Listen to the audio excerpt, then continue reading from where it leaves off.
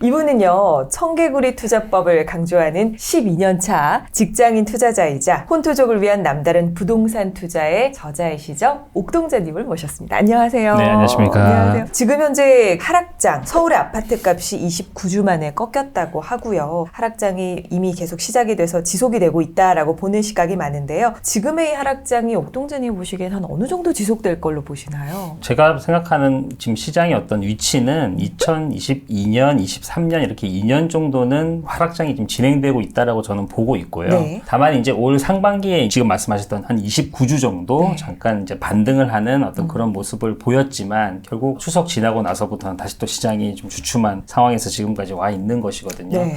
그래서 하락 기간이 지금보다 더 지속될 것이다라고 보기보다는 저는 어느 정도 2년 정도의 어떤 하락기, 중간에 약간의 어떤 회복기도 있었지만 네. 하락장을 2년 정도 거쳤다라고 보기 때문에 뭐 내년에 하락이 더 심화되거나 한다기보다는 어느 정도 횡보를 하는 가운데 서서히 이제 바닥을 다지면서 상승할 수 있는 어떤 그런 준비를 하는 시기가 아닐까 내년은 그렇게 생각이 되고요. 네. 뭐 많은 분들 아시겠지만 파월 의장이 금리를 내년에 3차례 정도 내릴 것이다 이렇게 이제 오늘 발표도 했었기 때문에 네. 사실 저희도 이제 그동안 이 부동산 시장이 어려웠던 것은 이 금리, 고금리 때문에 이제 그랬던 것이잖아요. 그래서 금리에 대한 이슈가 조금 해소가 된다고 한다면은 내년에는 올해보다는 확실히 조금 더 시장의 어떤 분위기가 좋지 않을까라고 저는 개인적으로 이렇게 전망을 하고 있습니다. 그러면 사실 이제 공부를 하는 입장에서는요, 하락장 하는데 네. 도대체 마이너스 몇 퍼센트 정도 되면은 하락장이라고 보면 되는 건지 그 기준도 좀 궁금하긴 해요. 저는 제가 이 책에서도 썼고 제 블로그에서도 제가 2022년부터 이제 말씀을 계속 드렸던 것은 지난 금융위기 당시에 이제 아파트 하락했던 어떤 그 비율 자체가 한 30% 정도였기 때문에 네. 물론 뭐 이번 하락장이 과거와 똑같다라고 이제 볼 수는 없겠지만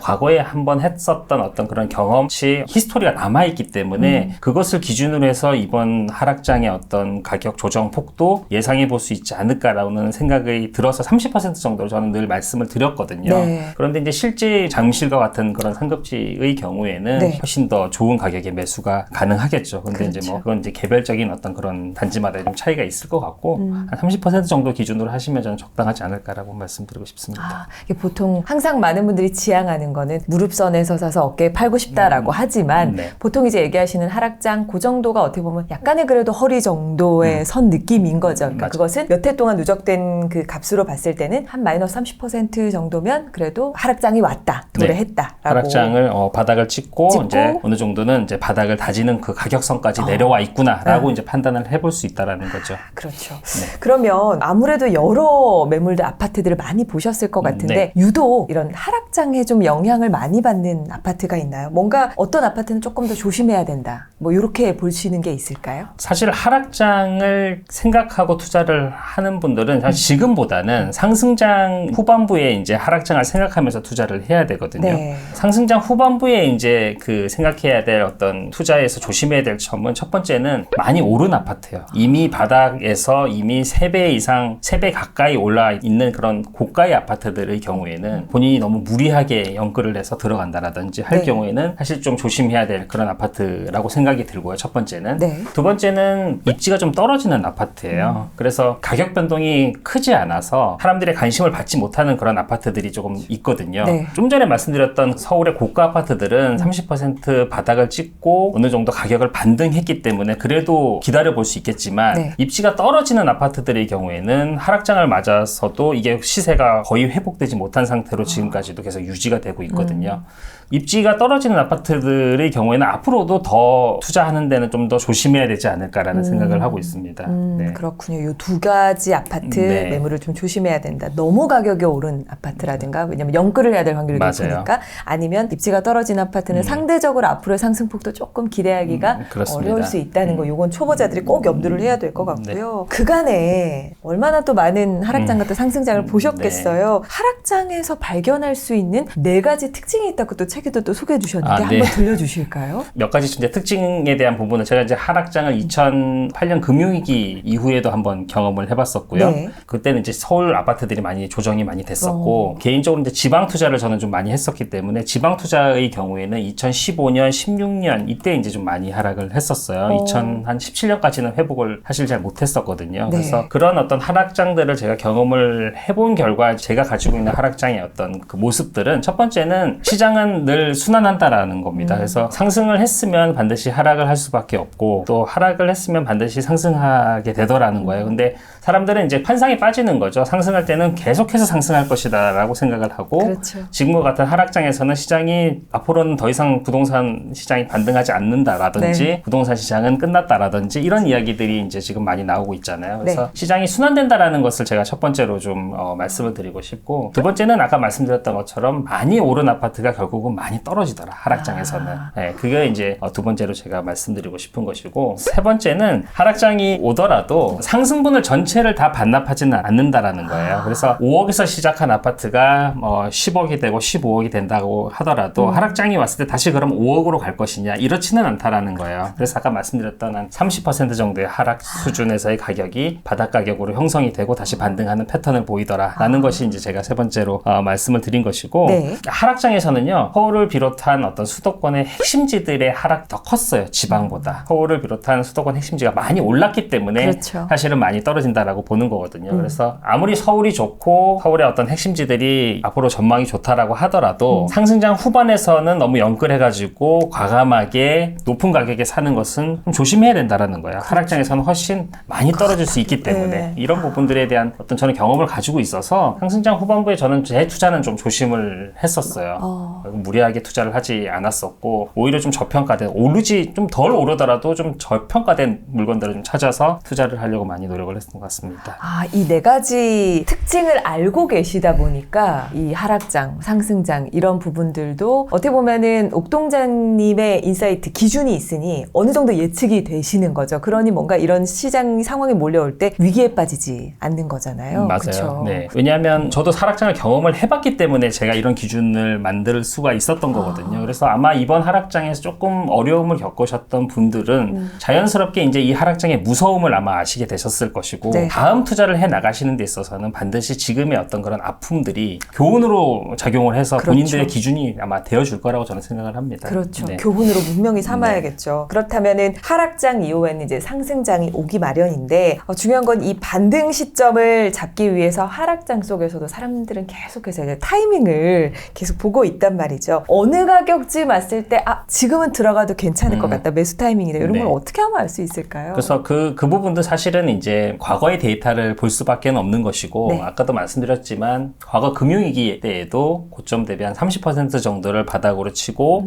서서히 이제 반등을 했던 그런 히스토리를 우리가 알고 있기 때문에 네. 이번 하락장에서도 저는 뭐 그 정도의 가격 하락이면은 더 또 추가적으로 하락하기보다는 어느 정도 그 정도를 바닥으로 찍고 상승할 것이다라고 저는 뭐 상승이 바로 진행되지는 않는다 하더라도 그쵸. 그 정도 가격이면 안전한 수준의 어떤 가격이다라고 저는 생각을 하고 있거든요. 네. 그래서 제가 조언을 드리고 싶은 것은 너무 가격이 더 추가적으로 하락하기만을 계속 기다리기보다는 목표하고 있는 단지의 가격이 고점 대비 한 30% 정도 하락을 했다라면은 매수를 조금씩 검토해봐도 될 시기가 되었다라고 말씀을 드리고 싶습니다. 어떻게 보면 이제 타이밍이 어느 정도 어느 정도는 저는 와 있다. 네. 라고 그리고 생각이 듭니다. 명확하게 또 짚어주셨잖아요. 분명히 우리 월급쟁이 부자들 분들도 보고 계신 지역이 있으실 맞아요. 거예요. 네. 그 지역의 입지 분석만 제대로 돼 있다면 이게 가치 대비 저평가돼 있다는 걸 한 마이너스 30%를 기준으로 봤을 때 타이밍을 잡아보면 좋을 것 같다라는 조언을 해주셨고요. 하락장이 제일 두려운 거는 이제 집을 보유하고 계신 분들이죠. 맞아요.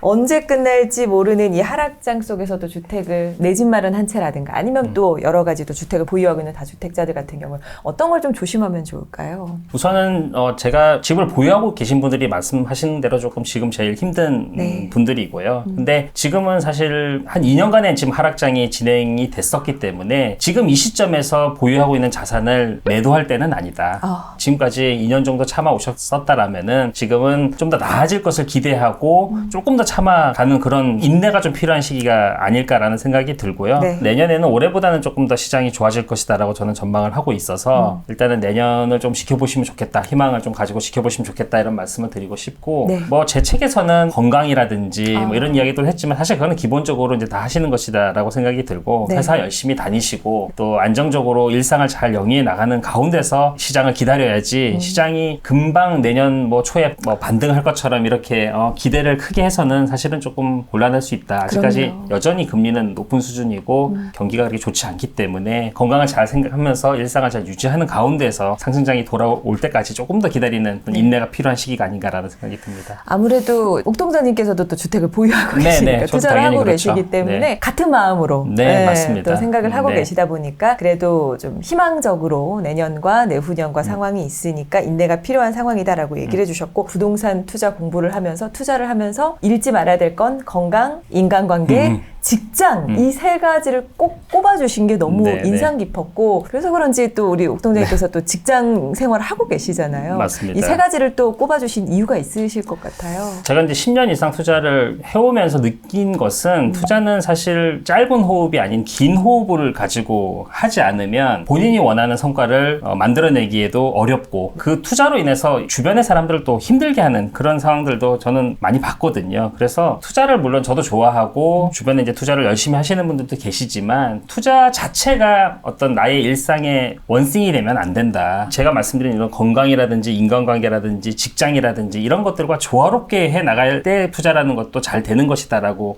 늘 말씀을 드리거든요. 네. 그래서 시장이 좋을 때는 막 회사도 그만 때려치우고 투자에 막 전념하는 그런 분들도 많이 보였지만 사실 좀 위험하다라고 저는 봤고요. 네. 앞으로도 투자를 해 나가시는 데 있어서 투자가 잘 되든 되지 않든 건강이라든지 인간관계라든지 직장을 잘 유지하는 가운데서 투자를 보조적인 수단으로 해 나가신다라고 한다면은 투자에 너무 매몰되지 않으면서도 투자 수익을 안정적인 편안한 투자를 해 나가실 수 있는 그런 바탕이 되지 않을까라는 생각이 들어요. 장기적으로 수익률을 더 높이는 투자자로 살아남는 방법일 수도 있겠네요. 맞아요. 그렇죠? 네. 뭐 한두 해 하고 말 게 아니기 때문에 그렇죠. 우리 10년, 20년 앞으로 꾸준히 해 나가야 되는 그런 것이기 때문에 지금 당장 수익이 나지 않는다고 해서 지금 조금 손해를 봤다라고 해가지고 투자를 멀리하거나 아예 이것을 잊고 산다라고 한다면은 언젠가는 다시 시장은 순환이 돼서 다시 또 좋아지는 그런 시기가 또 찾아오거든요. 그렇죠. 그래서 그 시기를 정확하게 제가 언제다라고 말씀을 드리기는 좀 어렵지만 네. 일상을 잘 살아가면서 투자 공부를 꾸준히 해 나간다고 한다면은 기대한 것보다는 더 빠른 시기에 좋은 어떤 시장 분위기를 만날 수 있지 않을까라는 그런 생각도 하고 있습니다. 좋습니다. 네. 정말 상상만 해도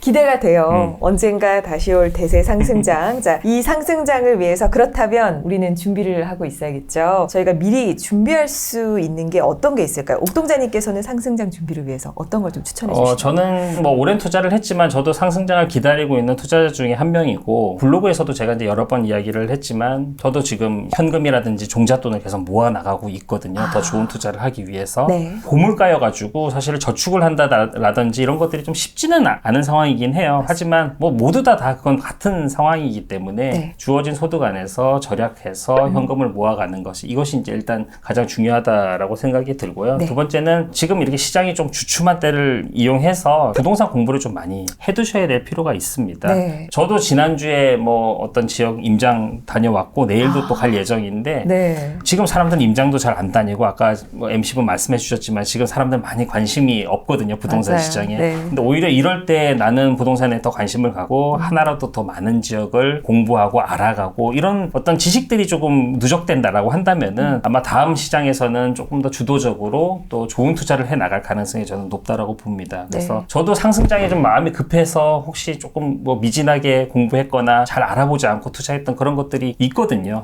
그래서 이제 그런 것들을 지금 저도 보충을 하고 있는 그런 시간입니다. 그래서 지금이 딱 좋은 시기인 것 같아요. 급한 마음 없이 공부를 차분하게 할 수 있는 또 책도 많이 읽고 글도 많이 좀 쓸 수 있는 이런 시기가 아닌가라는 생각이 들어서 말씀드렸던 현금과 지역 공부 이런 것들이 지금 중요한 시기가 아닐까라고 생각을 합니다. 총알을 장전하는 네네. 그런 시기로 우리 옥동자님도 이 시기를 잘 활용하고 계시고 그 부분을 또 추천을 해주셨는데요. 또 상승 하락장은 사실 예상할 수 없는 시기에 우리가 먼 미래를 예측할 수는 없기 때문에 지금 또 불안한 마음으로 부동산 시장을 지켜보고 있는 많은 분들께 또 12년 차 네. 직장인 투자자로서 조언의 한마디 남겨주시면 좋을 것 같아요. 네. 포도에서 말씀드렸지만 하락장을 처음 경험해 보는 것이 아니기 때문에 과거에 제가 하락장을 어떻게 이제 버텨냈는지에 대한 부분들을 좀 이번 하락장을 맞이하면서 저도 많이 생각을 좀 해봤어요. 근데 솔직한 이야기는 속수무책이었다라는 말씀을 먼저 드리고 싶어요. 네. 하락장에 개인이 할 수 있는 수단이라든지 방법 같은 것들이 거의 없기 때문에 네. 시장이 다시 되살아날 때까지 기다리는 것이 가장 할 수 있는 유일한 어떤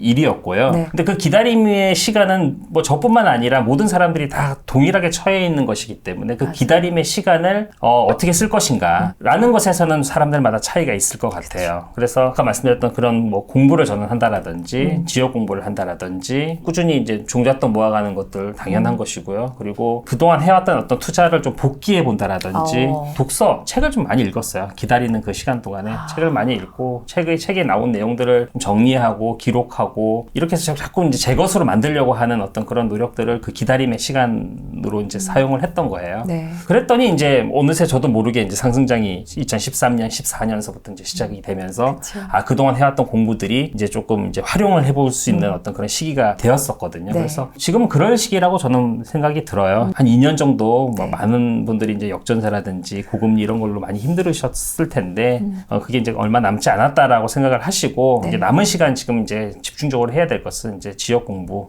열심히 하셔야 될 것 같고 기다리는 마음을 조금 더 여유 있게 그렇죠. 좀 두고 가시면 좋겠다 이렇게 말씀드리고 싶습니다. 내 집 마련하기 좋은 기회가 오고 있는데 이런 걸 모르시고 놓치신다면 너무 안타까운 것 같아요.